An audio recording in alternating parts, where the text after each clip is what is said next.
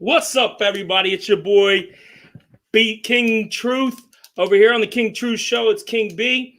And today we have a special guest for y'all. Let me go ahead and bring in Jermaine. Jay, what's up? What it do? What it do? So we're going to do a little bit different.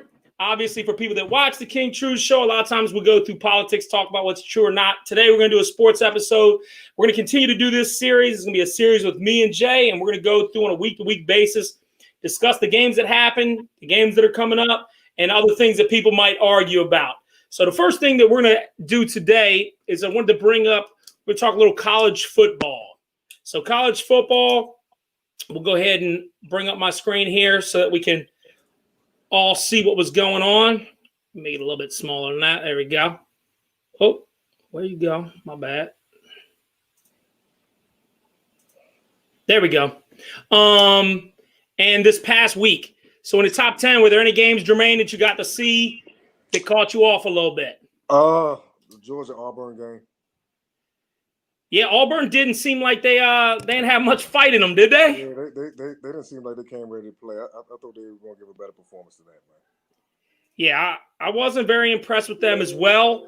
I was actually pretty impressed with Stetson Bennett, who, for those people that don't know, he had actually been on Georgia. Right. Got released out of his deal. He was going to go sign with somebody else. Going to transfer.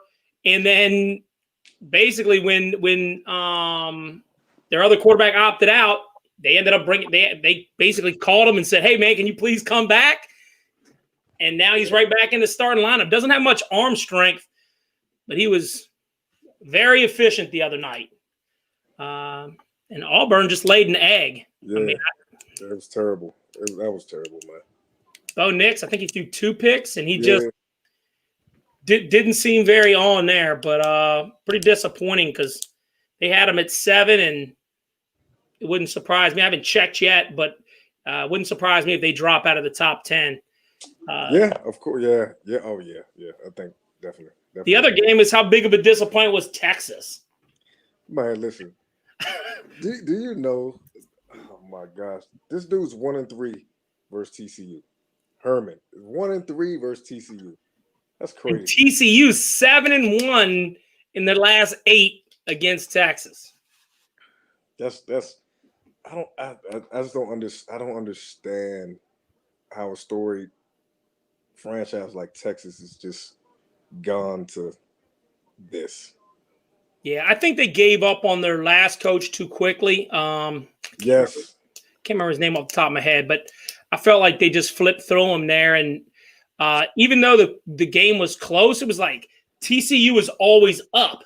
So it was never like the whole game, I felt like TCU had the control of the game. And Sam Ehlinger, you can look at his numbers. He ends up having 4 touchdowns, but 17 of 36 is just not getting it done. He was not impressive for me. I thought TCU's quarterback did a better job. I mean, he was all over the place, and they just – I mean, at this point, with the way that the NCAA is going, 1 loss, unless you lose to a monster, right, your season's done. I mean, North Carolina struggled getting past Boston College. This was an interesting one. Last week, everybody was poo-pooing on Georgia. Arkansas kept it close for a half. Mississippi State comes out, beats LSU. Mike Leach getting all the credit for that stellar offense. And then they get beat by Arkansas.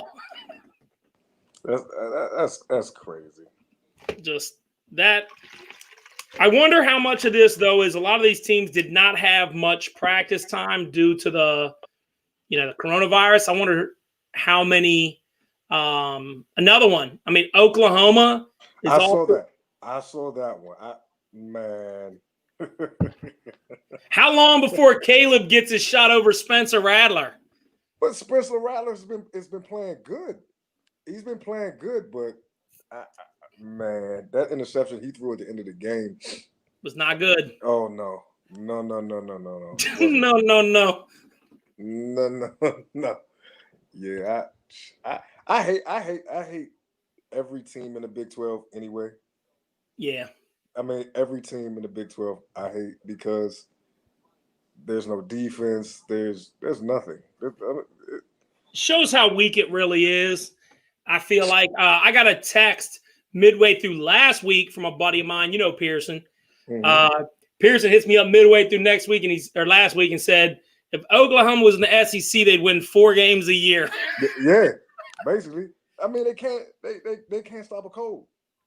They can't stop a cold. Like no one in that conference plays defense. And I just don't understand what's in the water in the Big 12 for no one to be able to play defense. Me neither. Moving on from that game, LSU ends up beating the brakes off of Vanderbilt, which of course Vanderbilt sucks, but but it was good for them to put up 41 after struggling so much. Yeah. Quarterback came out, had a much better game, but again, you're playing against Vanderbilt. So, but look at everything you lost. Look at everything LSU lost. They did. Yeah. There's a lot of turnover. I expected them to have a down year. The next one's going to be interesting because Tennessee, man, people are on Tennessee. They have the longest. I keep hearing this. They have the longest streak in the SEC for wins, but. Yeah, because you're not constantly playing in national championships like, in the playoff, So Alabama's going to be in a situation like that. I mean, Georgia's going to be a top. So it just depends how often you're playing these teams. But Tennessee this week. Yeah, I'm right. All right, cool. Yeah, they're playing Georgia this week. Yeah, so, let's see how that one goes. Yeah. So my early prediction is pain. Okay, what the fuck? What was that? That was my reset to my Mr. T and Rocky 3. Okay. And my prediction is pain. Okay, I see that. I see that in their future as well. Yep, that's not going to be good for them. Pittsburgh loses to NC State. That doesn't matter unless we're talking college basketball. Yeah, and Memphis loses to SMU, which SMU is, they're 4-0 now. But both teams get players. I don't know how. But both SMU always puts up points, dude. They get players. They get players. Memphis gets players. I don't know why. All the running backs they've had over the last 4 or 5 years. Dude, how about the stat line for Reggie Robertson Jr. from SMU? My player of the week. This dude had 5 receptions, 243 yards, and 2 touchdowns. Ooh, dude, like I said, they keep just turning out with talent. Courtland Sutton, they had him. They had Beasley. They had a lot of people. They had Trey Quinn, who led the nation in receiving. Like, I don't know what these teams are doing. Like, I don't know what's going on. So here's our top 10. They still got Clemson first. I'm okay with that, but it's hard for me not to always put Alabama first and Clemson too, because Clemson's never going to be challenged until the playoff. Right. I mean, they're out there playing Duke and North Carolina, and people can move North Carolina up if they want to. You gotta show me first. I mean, again, you're playing ACC. I'm just not impressed. Tennessee, I think Tennessee is going to move up even some.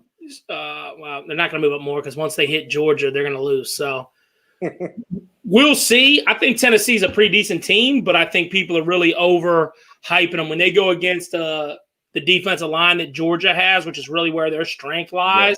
Right. I think they're going to have some problems there. Notre Dame seems really high to me. We'll see. I like Florida a lot, though. I'll tell you, Florida's look good. Man, I mean, I'm going to sound redundant when I say the SEC looks really strong this year. That's every year. Yeah, I mean, Auburn I thought was O-ranked. I think Tennessee's going to be a better team than Auburn. I'll tell you right now, Tennessee will keep it closer than Auburn did against Georgia coming this week. Here are the games for this week. Here we go. Let's go to week 6. All right, the games we got. Florida's going to play Texas A&M. Let's go to the schedule. Go to the top 10 schedule. We'll pick out a couple games here. So, Louisiana Tech's playing BY. Are they already played? Yes, next week. Yeah, you talking about next week. Where the hell is? We got to change it to week 6. Yeah. It's so funny because you got week 6. Some teams are 0-2, some are 1-0, some are 3-0, 4-0. I mean, all right. So here we go. We got Thursday. We got Tulane and Houston. Take the over. It doesn't even matter what it is. Take the over. Florida's playing Texas A&M. I like Florida. That tight end they have. He's a beast. That dude is a freak. 84. Yeah, he's a beast. He's a beast. You think he'll stay at tight end, or do you think he'll end up becoming almost like? I don't think he's fluid enough in his routes, movements. Yeah, to play receiver. But he's gonna be more like a Mike Gesicki than like a Kittle, because he's not a big power guy, but he can fly. Right. What they said he, when I was watching the game, that he worked on his blocking. So they said he was working on his blocking and trying to get that together. Because once you're a superior athlete like that, you got to work on the other stuff. The game. Yeah. No question. Virginia Tech at North Carolina. I think that's gonna be interesting. I would not be surprised if Virginia Tech ends up winning that game. Yeah, I like Virginia Tech in that game. Yep. And then the big games for me next week, biggest game of the week is probably Tennessee, Georgia. Again, I'm going to take Georgia, but I think it's going to be close. I think Tennessee's going to try to run the ball, and I think Georgia probably win by about 10. I wish they ain't close. That ain't close. Well, they just won by 20. Yeah, so, I was going to say maybe even a touchdown. Maybe a touchdown. No, I like them 14. I like them 14 or 14 to 17. All right, we're pretty close there. And that's pretty much it. It's not a very big week for Clemson. Sorry, Clemson's playing Miami. Miami's been sharp. I don't know. I'm not a fan of that quarterback. He gets a lot of. I'm just not a fan of his. Yeah, I'm not. I wouldn't say I'm sold on him either. I'd say Clemson, and I'd say by 6. I think Miami's going to keep it close. I like Miami's defense. Yeah. Clemson hasn't played anybody, and this is, to me, in the ACC. First of all, I'm just happy that Miami's back to being something other than unranked, and 0-something. So back to being a little relevant. Yeah, back to meaning a little something. So that would be huge ramifications for a shortened season if they end up pulling it out, because there's a good chance Miami could also lose when they play North Carolina or Virginia Tech, and probably got some of those teams overranked. But if they end up beating Miami, you could have a one-loss team out of the ACC, and you might not take one in the ACC then. Clemson, this is a game that's more important for Clemson. I really think they need to win this game. I don't like Trevor Lawrence. I like Justin Fields better than I like Trevor Lawrence. I don't think Trevor Lawrence played that well last year. Do you? Last year? No, not as well as he played the year before, for sure. But I think he's played well so far this year, and I think he's going to continue to play well. And we'll see. And just, I think it's interesting because Trevor Lawrence, we kind of joked on the phone. We talked earlier about the amount of influence that Trump had over the NCAA season. But Trevor Lawrence actually reached out to the president about trying to help making sure that they played. So Trevor Lawrence could have sat out. I think it says a lot about who he is that he did not. Agree or not? Yeah, but I think that the reason why Justin Fields wanted to play so bad is to show that he's better than Trevor Lawrence. I think that's why Justin Fields was, pounding the table saying, I need to play. Because, we both know, we'll probably think that he's, the second ranked quarterback coming out. But I think he wanted to play to say, hey, Don't forget about me. I can slide up. It's just hard because Fields made a poor decision and to go to Georgia that first season. That kind of wasted a year for him. He was so much more talented than Jake Fromm, but Yes. Jake Fromm, it's like beating out Ryan Fitzpatrick. It's like, how do you beat a guy that is a good leader and just doesn't make mistakes? It's hard for you to get that foot in the door, So I'll tell you this. I'm not a fan of Trey. What's the guy's name that's at North Dakota State? Yeah. I think people are hyping him up, and I just don't see it. I mean, I watched. He's got a big arm. He's a good athlete, but he's outrunning guys that run as fast as me and you. Yeah. You know what I'm saying? Like, he ain't outrunning 4.4 dudes. He's outrunning D2 guys. And so, and his numbers have not been great, and they're barely winning, and that organization always wins. So, Trey Lance, is that what it is? I remember off the top of my head. Yeah. But I'm just not impressed. So, we'll see. So, here we go. We'll dig into the NFL now. They got 2 games tonight that are going to be, Oh, and this is breaking news, as you brought up earlier. Look at the face, says it all right here, doesn't it? Bill O'Brien, just another one of these retread Patriot coaches. This dude, oh my gosh. Man, talk about day late and dollar short, right? Like, I'll be the first one to come on here and say that I really, really wish they wouldn't have fired him, because the Miami Dolphins have their first round pick, and I need this guy to finish running this team directly into the ground.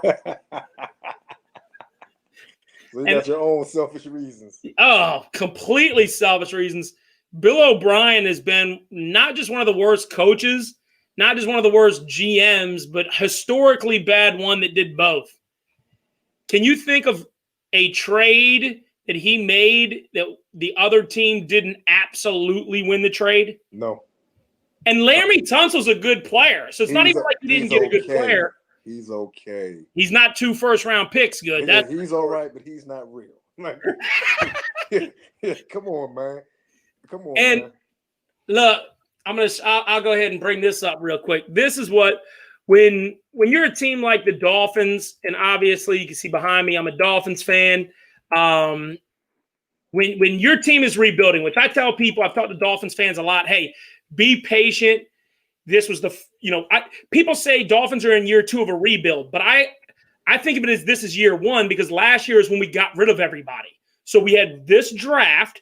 So this is the first year that we've had the draft picks that we're picking with the players that we dumped. But I wanted to bring this up because this is what Dolphins players look. This is what Dolphins fans look at. Okay, so this is the draft order so far. Looking good right here. Tankathon.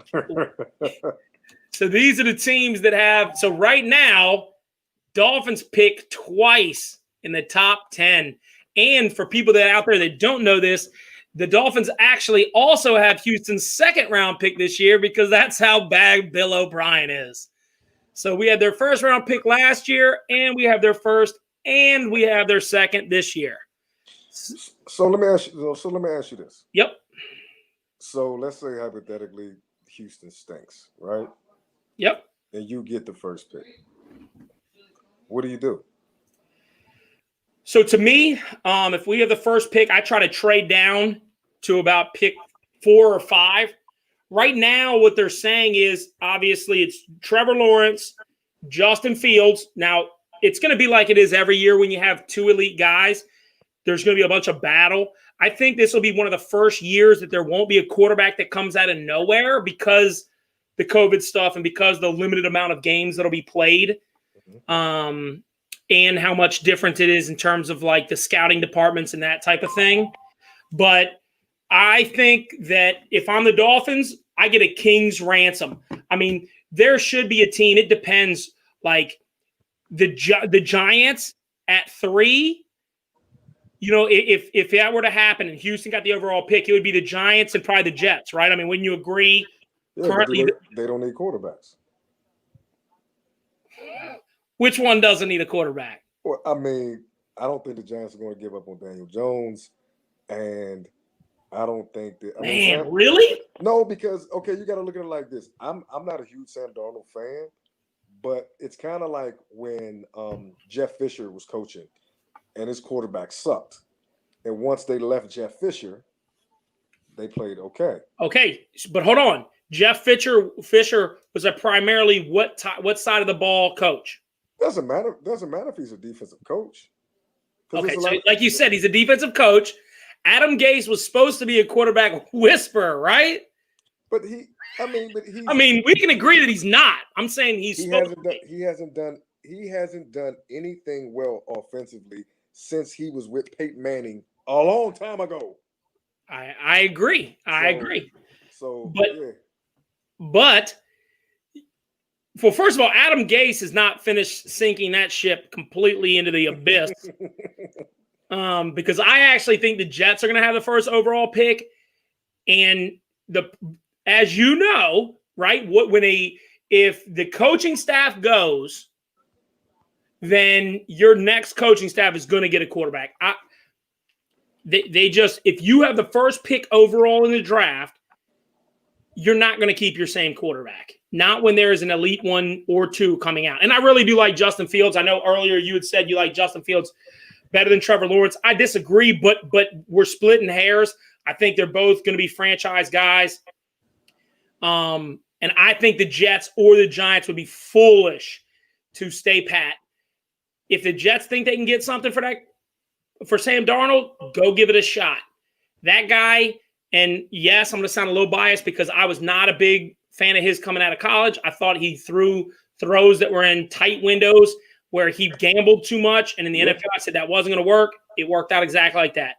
Now, as I toot my own horn, I did say Josh Rosen was going to be okay, and I've been wrong on that. But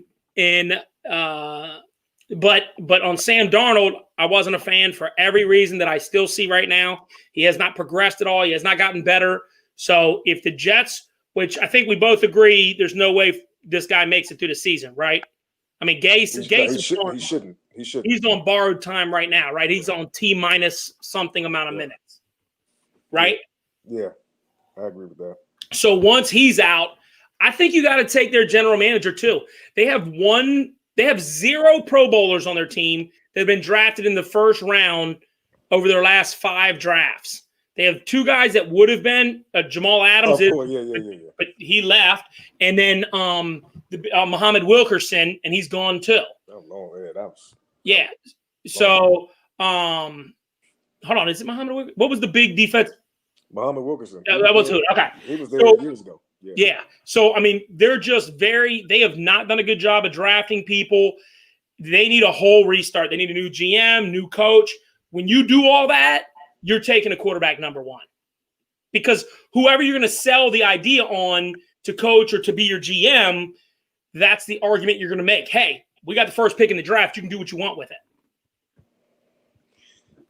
Yeah, I mean, like I said, I'm not a fan of Darnold's, but I think that he's been put in a situation where, like, he has no outside weapons. Was hurt. He's not even the same player. Talk about Crowder? No, the guy, the running back. Oh, Le'Veon Bell? Le'Veon Bell. Like, he had to deal with all the Le'Veon Bell crap. He's just had to deal with a lot of crap. You know what I'm saying? So I don't know if they're going to be willing to give up on him. Well, how about the Giants? I mean, you look at the Giants as a team. You say they're going to stick with Daniel Jones, but they have some talent there. Who? I mean, well, Saquon when he's healthy. Done. Done? Yeah, Saquon towards ACL. He's out. No. But I'm saying, he had him last year. Yeah, I mean, but they didn't have defense last year. Last year, he led the league in fumbles and stuff like that. Daniel Jones did, but I mean, you gotta surround him with better weapons like Slayton and old Golden Tate and Guyton. I think they had. the tight end from Ole Miss, Ingram, like he's not showing up. Like he's not making plays. Right, but if you have the top pick, I mean, historically speaking, I see these quarterbacks as guys that you just can't skip Trevor Lawrence and then find out that you should have taken him. I'm trading back. If I'm gonna tell you what I do. If I'm the Giants, I trade back probably to number 4, number 3, number 4, maybe number 5, and I go get Jamar Chase. I get Jamar Chase and Saquon Barkley. That's what I do. I'm not drafting. I like Jamar Chase. Now, I will tell you this. Do you know who's in the 5th draft spot right now? Who? The Dallas Cowboys. So this is going to lead us to. Hey! I'm saying, hey, you know what that means. You know what that means. So here we go. Let's discuss it. What we got? We got Dak, right? So does Dallas, who right now is in, if the season ended today, and I know it's early, but if the season ended today, they are picking 5th overall. If you have the chance, if you're telling me that right now it goes to Giants, you're saying, nope, I'm giving them some more time. I'm going to stay there. I'm going to trade down. Okay, you got to have a trade up partner, right? You have the Jets, okay? Then you have Miami. Miami's not taking a quarterback. So, Miami, in my opinion, before we get into this Dak thing, I'm just going to say, Miami, in my opinion, you get that monster offensive tackle. Oregon. What? From Oregon. The guy from Oregon. Oregon. I thought you said Morgan. No, the dude from Oregon. Yeah. What the hard problem for me is Austin Jackson's playing very well as a rookie. He's the youngest. He was the 2nd youngest guy coming out of the draft. I think he's actually the 3rd youngest. Noah Igbenogany was the youngest, but he's the 3rd youngest player in the NFL. He's playing left tackle. He's doing a good job. I think he's given up either 0 or 1 sacks at this point. Yeah, they said he had strength issues. They said he wasn't strong enough. Correct. And I still see that some, but his athleticism has been real. His feet are good. His hands are good. When he gets beat, he continues with them. He's not like stiff at all. I mean, I love the film that I've seen on Austin Jackson. So I go, okay, if we got this giant out of Oregon, would we move? I don't like drafting somebody that early and moving their position. So we do need a. Would you say why? We did it. Oh yeah. With Sheriff, put him at right. No, that's true. Put him at guard. Yeah, and he's been a fantastic guard, right? It's okay. No, he made a Pro Bowl, but he made a Pro Bowl twice. But he's off injured, and that's true. In the games he's played, he's done okay though. His PFF score is one of the highest ones. Yeah. But he's missed quite a bit of games. Which to me, I just don't take a guy at number 1, number 2, number 3 overall. And then, first of all, he's not going to like going to right tackle because he's not going to make as much money. Right.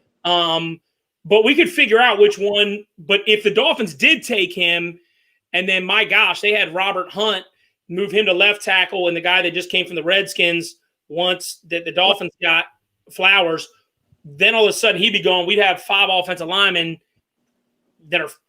we'd have a young, big, awesome offensive lineman. But I would actually probably go Micah Parsons, linebacker, Penn State. He's good. And we need an edge rusher. Yep. And you can move him inside. You can move him outside. The Dolphins like guys that can do multiple things. I mean, I think he would be a perfect fit for the Dolphins, and we won't do a full draft breakdown. We will at that time because I love that stuff. But that to me is where I would hope that we would go. But I'm hoping to get – because the Dolphins will have 2 top 10 picks. I want Jalen Waddle. I think if you match Jalen Waddle with Tua, and Waddle's a slot guy and the Dolphins have outside receivers, again, I go all day. But I would love that. Inside/outside linebacker and a top slot guy in the draft. You can't pick a slot guy that high. I can. Because what? Why would you pick a slot guy that high? Because nowadays, I mean, first of all, you have a slot guy in almost 70% of your packages now in the NFL. So you're putting him against a third corner. He can fly. The Dolphins are missing a shorter, shiftier guy. They've got Devontae. I like Grant, but Grant has not shown that he can be – he drops so many passes on quick slants. If you get him in space, yeah, you can get creative. You can run end arounds with him, but he's not really a slot receiver. I don't know if you even knew this. They had him playing the X. Yeah.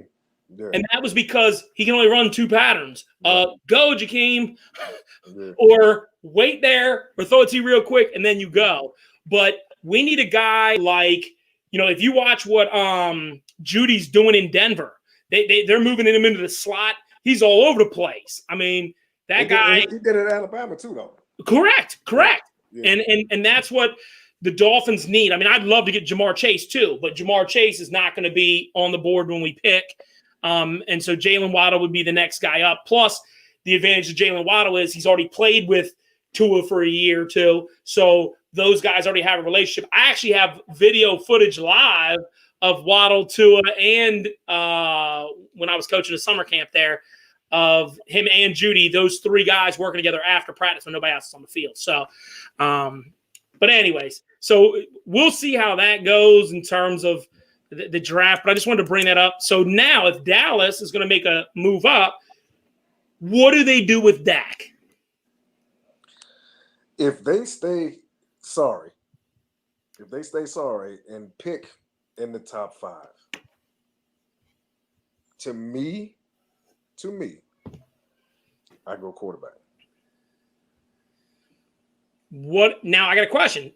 What if Lawrence and Fields are gone? Then you look at Trey Lance there. If they're in the top 5, I look at the linebacker, the guy from Penn State, because I don't think Van Der Esch is going to play anymore. Like the neck, I think I mean he only has a broken collarbone now, but the neck thing worries me about him playing. Sean Lee, he's done. What about going after a Surtain? Their defense is trash. If you could get a corner out there. Yeah, but you just drafted Diggs, and corner's hard to play in the first year. So you just drafted Diggs. If I was them, I would pick up somebody else in free agency to go opposite. Remember, Awuzie is hurt. They liked Awuzie. You know what I'm saying? He's hurt now, so maybe if Awuzie comes back, the secondary gets a little better. Anthony Brown's out.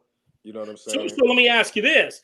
You have a team that we both agree, I believe, that the NFC winner might have 7 wins. The NFC East. Yeah, what did I say? You said the NFC.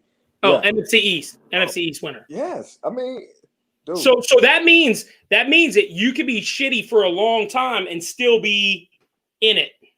Yeah, that's the messed up part about what if Dallas is 8-8?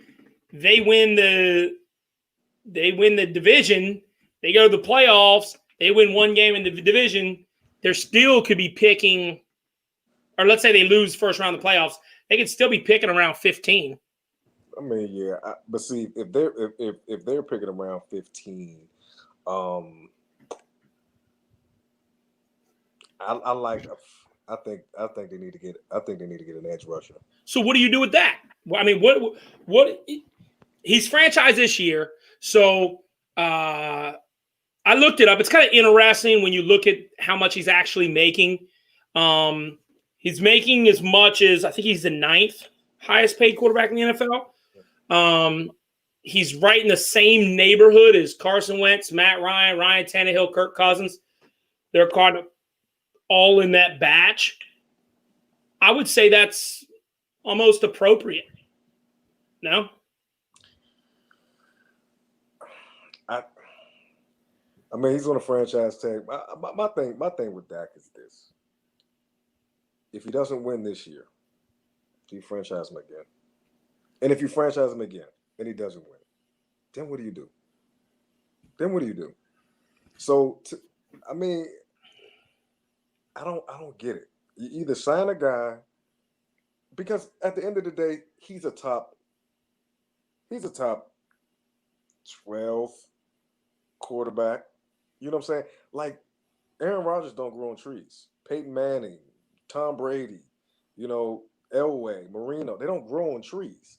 So you're not always going to have a top 5 quarterback on your team. You know what I'm saying? So if they're not satisfied with him, then cut bait and draft somebody else. But wouldn't you say the same thing is true vice versa? So if you're going to say that this guy is not, if you realize that these great guys don't grow on trees, then why not? Because it seems like even though you franchise someone's the average of the top 5 salaries, but then after you sign the franchise tag, it seems that it's happened quite a bit now where these quarterbacks get new deals, right? And so by the time you're into the season like we are right now, he goes from being the 5th ranked to being the 9th highest paid. And I mean, to me, it buys you another year of a decent quarterback until you can get one.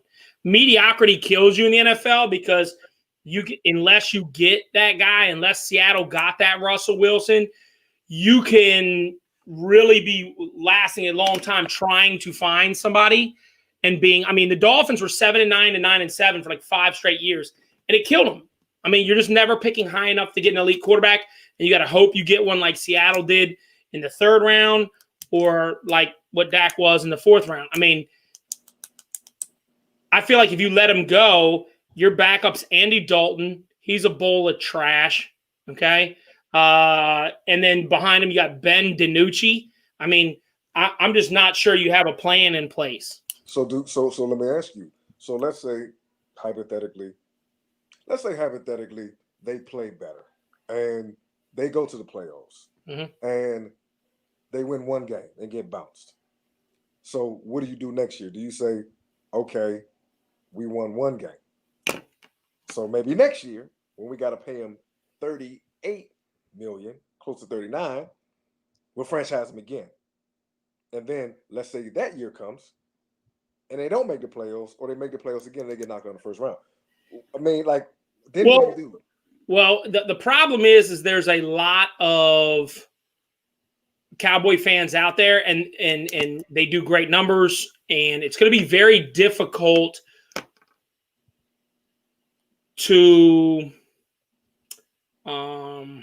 sell your fans on a rebuild when you just paid your running back. But you're not rebuilding. You're not rebuilding. Look at it all like this. But what I'm saying is in order for you to get a top draft pick, or you're gonna have to buy them, and it's expensive to buy a high-end quarterback. But let's say hypothetically, this year goes by, and we know who the first 2 quarterbacks are. Let's say there's someone else, right? Mm-hmm. Names escaping me right now. I can't think of anyone. But let's say there's one. Well, is Bo Nix coming out this year? I think he's a redshirt sophomore. So if he's a redshirt sophomore, I think he can come out. Good. So let's use him. So let's say they play okay. They win a playoff game and they get like 16, 17. Bo Nix is available. Mm-hmm. You're still doing the same exact thing that you did with Dak. Bo Nix will come in with the best talent around him.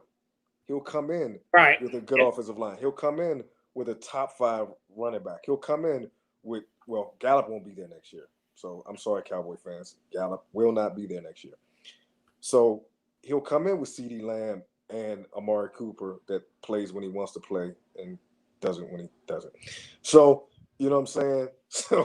So he'll have offensive weapons, so it'll be easier for him to transition as it was easier for Dak. When Dak first got there, they said, hey, we got all this stuff. Just don't screw up. That's why he only threw for 3,200 yards. Like, don't screw up. He was danking and dacking, throwing for 150 yards a game. Zeke was rushing for like 1,650. You know what I'm saying? Mm-hmm. Hey, so they can have somebody else come in and do that. They got 13-3 with Dak, and nobody can say Dak was special his rookie year because he wasn't. He threw 2 routes because Dez didn't know how to run routes, so he threw 2 routes. He threw a jump ball to Dez and he threw a slant. That was it, and he was dinking and dacking, throwing 2 3-yard passes. Bo Nix can do that. You know what I'm saying? Like he can do that. So then you're gonna go 11-5, 12-4 again.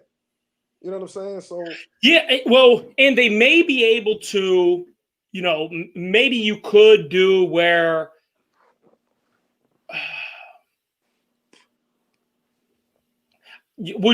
How about this? I mean, they have to draft if you're going to have to draft the quarterback this year. Yeah.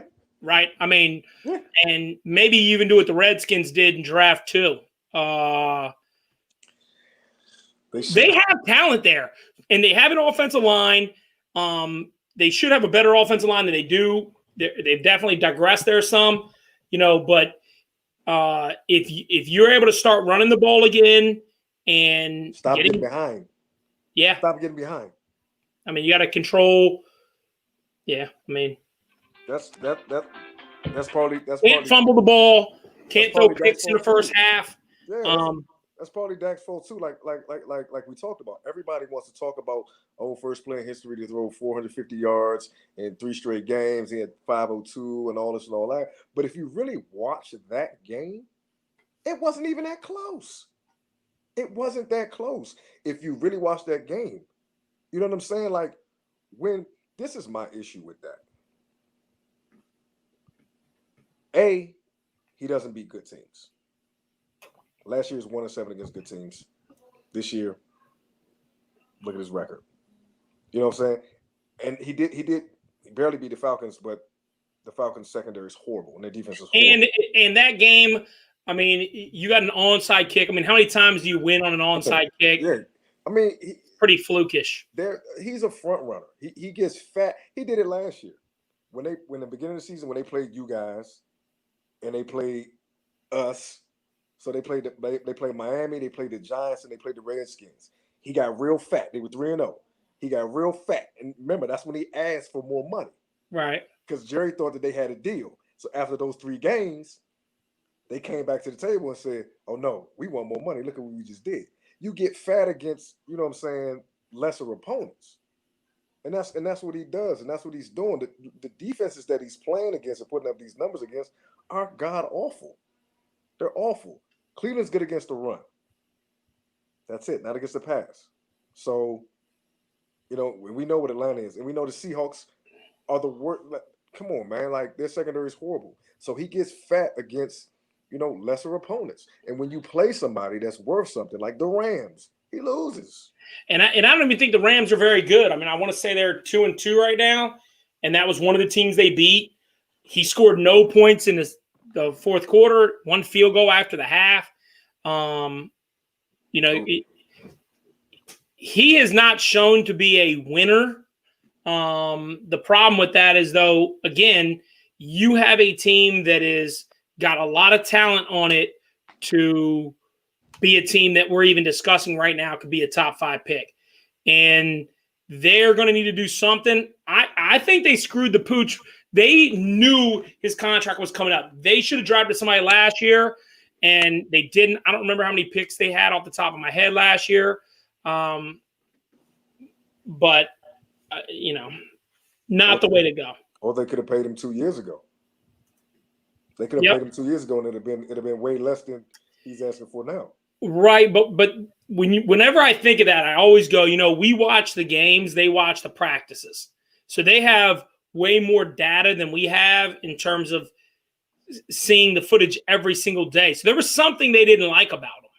But they went to the playoffs. They went to the playoffs and he won a playoff game. I understand that. What I'm saying is that there must have been something that the team, now I don't know if Dallas just always waits till the last year to negotiate or not. I know some people do that. I think Pittsburgh does that. No. I don't think Dallas does. No, they don't. To me, that Dallas was on the fence about him even when the fan base was like, yeah, let's do it, But that's what I'm getting at. You keep straddling this fence about this dude, right? And not wanting to sign him to a long-term contract. So what's going to happen is, let's say hypothetically, you're on the fence about him. He wins the Super Bowl this year. He wins. They go and they win. Do you know how much money you're going to have to pay this dude? Do you really know how much money you're going to have to pay this dude? What's he going to do, franchise a Super Bowl winning quarterback? Nah, they'll pay him, and then they'll be looking like the Ravens did when they paid Joe Flacco, and he never won another thing. But what I'm saying is, they're playing against themselves, because if he goes out and he wins the Super Bowl, now you got to pay him. You got to pay him Mahomes money.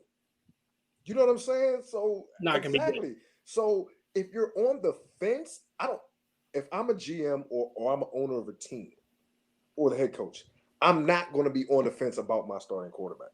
I'm not. I'm either with him or I'm against him. You can't straddle the fence on a starting quarterback. Yeah, it's tough. I mean, the Dolphins did that for about 6 years with Tannehill. It's like letting the girl you know is not the right one for you go. I mean, it's one of those things where people just hang on because they don't want to see it with somebody else. Like, it was tough probably for a lot of Dolphins fans to see Tannehill go. But let's be real. Tannehill was surrounded with a great running game. Tannehill makes good decisions in the fourth quarter. He's a good athlete, but he needed what's that big monster receiver they got there that was from Ole Miss? AJ Brown. AJ Brown.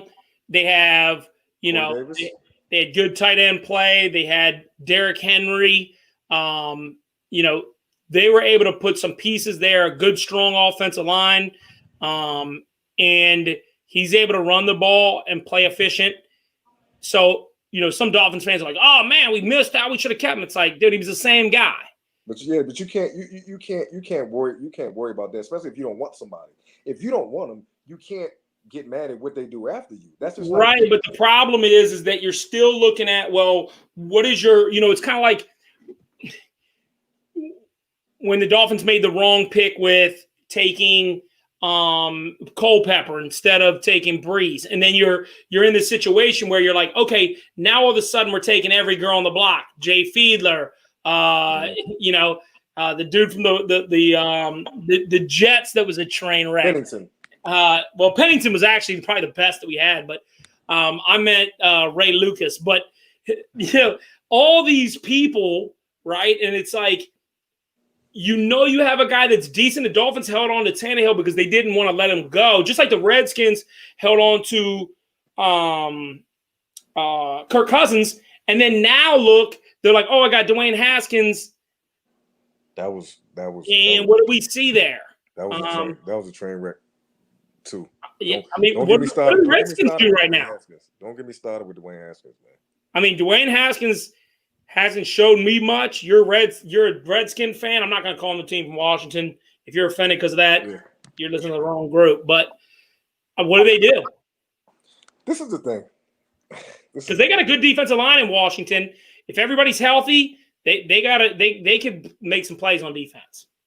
The thing with Dwayne Haskins, he was picked by the owner. So for people that don't know, the story goes he's close with his son. Yeah, but they're not even the same age. He's went to the same school. Like, that's like if I went to college in 2000, but somebody else went to college in 94. Like, I don't know them. You know what I'm saying? So he picks him, and nobody with the Redskins wanted this. Nobody. They were like, we look at the film, he's not that guy.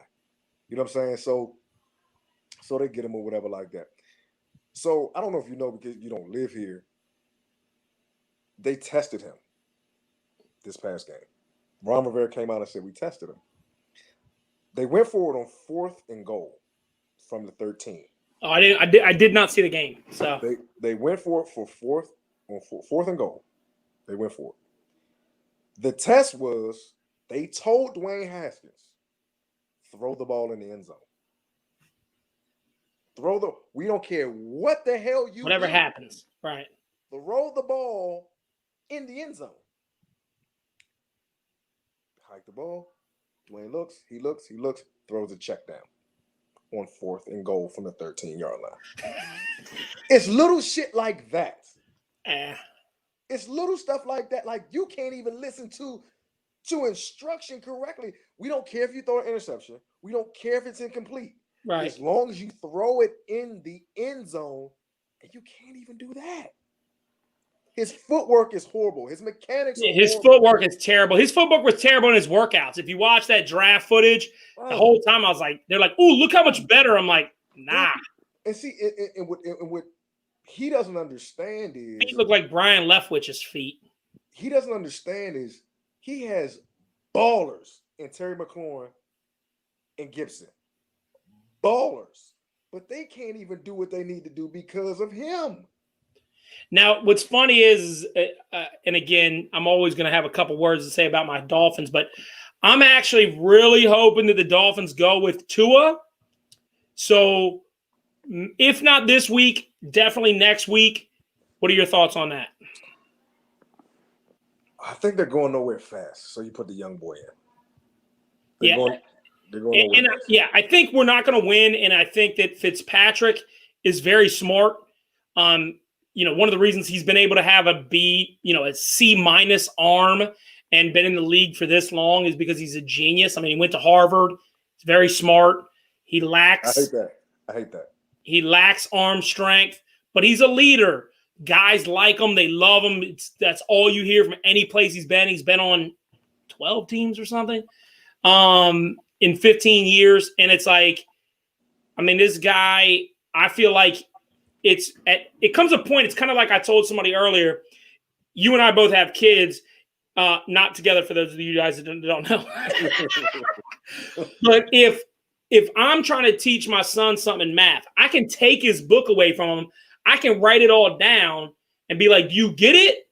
And he might pick up some of the stuff, but it's not until I give him the pen and the paper and go, okay, now you do it. And then I adjust how he does it that he actually gets better. And so I think the same thing with the Dolphins. I think if they take Fitzmagic, sit him on the bench, and have Tua come in, then Tua can come off. They can look at the pad together, and he can go, hey, look, I saw this and this. What do you say? And then Fitzpatrick goes, hey, look, next time go this read to this read because this guy's showing this, so they're going to rotate into that. Because Tua does get tricked sometimes. He got tricked in the national championship game. But for people that understand quarterbacking, he's very good at pre-snap reads. Mm-hmm. It's one of the reasons he was so good. He uses eye manipulation. He tends to know what read is the right read, and then he'll hide that read so that people go, oh, he went to his third read. It's like, no, he didn't. He just moved the quarterback this way, moved the linebacker there, and then now he went to where he was going the whole entire time. And when he gets tricked that way, if he tries to go through it too quick, that's how he threw the pick against Clemson in the first half. I want to say the first quarter, but it might have been the second quarter. When he threw it to a corner that was bailing and he thought it was in a different coverage. So that's what I want to see, because I think Fitz does bring something to the table in terms of being very smart, understanding defenses, understanding offenses. And for someone that's as young as Tua is, he could explain it to it. And you've already seen success with Herbert, who's doing a pretty good job. He was not somebody on my list of guys that I would draft. But so far he's played well. I was poo-pooing on Daniel Jones. He came out well. Everybody thought he was going to be so good, and then he turned into poo-poo for the most part. So we'll see. I was big on Burrow. I like Burrow a lot. He looked good, but both of those guys have looked good. Certainly good enough that people are starting to feel like they're both going to be good pros. Any thoughts on them guys? I like Burrow. I didn't think that his arm was strong enough, but me neither. He moves a lot better than I thought that he did. I like him. Herbert, I think that his offense at Oregon was bad. It was holding him back. Right. Yes. So I liked Herbert coming out. I mean, to me, Herbert's like prototypical size, Sure. And like I said, I think that his offense held him back, and I like Herbert. So I mean, here's my thing about Herbert. When I looked at his tape and stuff over 4 years, this guy had only, I want to say it was like 3 or 4 over 300-yard games, and they were always against I think he had 1 300-yard game against a good team. So I was like, how's this dude going to come to the NFL and all of a sudden have 300-yard games? And he's had 2 out of 3. So I mean, but see, maybe it's better coaching, because at Oregon, to me, once he got off his first read, he ran. Yep. You know And what that I'm was saying? and that was going to be my concern. And I think they are doing a really good job with him at I almost said San Diego, at Las Vegas. No, at Los Angeles. Mhm. And I don't know who their offensive coordinator is there. Do you know? I don't remember offhand. I know Gus Bradley's a defensive coordinator. I don't know who their offensive coordinator. But I really have liked what they've done with him. They've let him get outside the pocket. He's been throwing first. They've made the reads very simple for him. I want to see him move forward with the next step, but I think they're doing a great job of managing him. He's been in every game in terms of the last three games, giving their team a chance to win. He's 1-2 in those games, but still, I've been impressed. I'm sure they're going to figure out a way to kind of hold him up some, but Shane Stetchen? That's who that is why I don't know who that is. Yeah. Yes. Shane Stetchen. There you go. Yep. Okay. He's doing a good job, though, so far. So, but I tell you, that's another team that can't win in the fourth quarter. I don't think he's too young for me to blame him, but because that organization's had that problem for the last 3 years. I like their coach, but that guy, he's the king of going for 2 and losing. I mean, I just feel like every week those guys were in the game and losing at the last second. Anthony Lynn? Yeah, I like Anthony Lynn, though. I like him, but something, like, I'm not sure if it's time management, but that guy, I think I read in the last minute of the game, he's like 1-7 or something. Yeah, yesterday was a rough game for them, and then they didn't get that much pressure on the quarterback. They didn't get that much pressure. Started so well too. Just to breeze through some of those games. Bengals beat the Jaguars. They should have. Browns beat the Cowboys. We talked about that. Cowboys in deep shit there. You called that one. Saints came back, beat the Lions. The Lions. Patricia's going to be out of there soon. He's 10-25-1. So what'd you say? He's 10-25-1. Yeah, that he's got to go. I actually think when he goes, I think it would be behoove of Miami to pick him up and sign him as their defensive coordinator. No. I think he's a good defensive coordinator. He didn't even call the defenses when he was the defensive coordinator with Belichick. He didn't call the defenses. Belichick did, right? Yes. Yeah, but he worked with our head coach for, I want to say, like 6 years or something. Dude, but all these Belichick cronies, they don't. Well, Brian Flores is. We'll see. Mm-hmm. How long y'all gonna give him? Well, I think he needs at least this year and next. He's got to start showing something. I mean, they showed a lot. They showed a lot at the end of the season last year. I agree, which is why. But this year we kind of take a half step back. Which again, we have extremely young team, youngest team in the NFL. Got one player over 30, so there's some issue there. But Chargers, man, they played the Bucs competitive. I like to see what the Chargers do the rest of this season. Can't lose 10-0 in the fourth quarter. That's why Tom is Tom. Dude, Brady, the fourth quarter, man, I give him the ball any day. Man, Ravens bounced Washington. Panthers beat the Cardinals. Man, what's up with the Cardinals? Cardinals, and again, we're in our bonus time here. We'll wrap this up in the next 10 minutes, but gosh, damn that team. I thought they were going to be good, and it's their defense, man. Their defense isn't playing well. The offensive line is still not that good. You got Murray running around for his life. Yeah, but they got a lot of receivers on that team. I mean, but you should have thrown for more than 133. Yeah, Kirk came back. He was injured. He came back that game, but look at the guys that they have. They don't really have anybody that's going to stretch the field. B-Hop. B-Hop. You got B-Hop. You got Christian Kirk. You got Kirk's their only deep threat.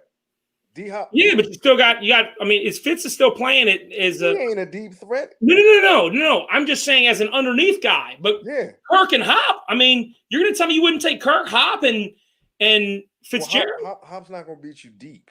Kirk's always hurt.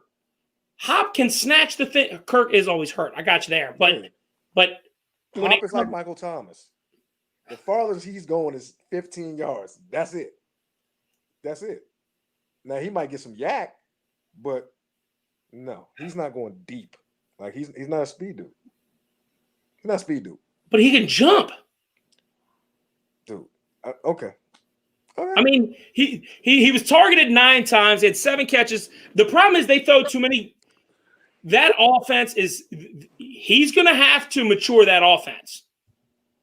I mean, he is. You still got Kyler Murray that came from Oklahoma in that, that bullshit Big 12 and well, that's what I'm saying. They're running a Big 12 offense right now. Everything is short passes. You have 7 catches for DeAndre Hopkins. He's averaging 5 yards a catch. Right. Like that's a problem. That's a problem but that's your offensive system. That's not DeAndre Hopkins' fault. Bubble screens and shit like that. My damn background music on my thing kick off. But I mean, Chase Edmonds isn't bad. But again, all these guys, their average yards per catch is like 4 yards. Right. Like, dude, you gotta. He dinking and dacking. That's what yeah. Now I don't know how bad their offensive line is, but I just feel like Kyler Murray he's still got to show it to me. I still see gimmick. He's a great athlete, but it's like because he's so small, everything you're doing is a bubble screen, slip screen, out screen, in screen, slant. I mean, you got to sometimes take a 3 to 5 step drop and then hit a seam with the outside guys running 10 yards in. Like if you can't run a squeeze route or a smash concept and not a smash where you throw to the hitch, a smash where you throw to the corner, you've got to throw some downfield. You can't have 116 rating as a quarterback, throw the ball 31 times and have 133 yards. Yeah. I mean, your completion percentage is 80 and you have 133 yards on 30 throws. Like you're literally turning to the side and throwing. Kenyon Drake killed me yesterday. I had him there. He killed me. Well, here's the problem, and this is the problem with that offense for Kenyon Drake. If everybody's running short, where are you going to throw to the running back? And where are you going to run them? Because why would you even have deep people back? They're all going to crowd up. It's going to make you have more men in the box. I just feel like that's going to be a problem for them. People are catching on, and they better find a way. And it might be the offensive line. I know their offensive line was terrible 2 years ago. I think they went out and got a bunch of skill guys thinking they could just beat people off the break. They need to get some offensive linemen. They should have figured out a way to trade with Houston because they could have gotten the world because it's Houston. But I'm disappointed in what I've seen out of Arizona. They've definitely regressed the last 2 weeks. Speed round through the rest of it. Vikings beat the Texans. I don't know who would want that job. You have no draft picks this year.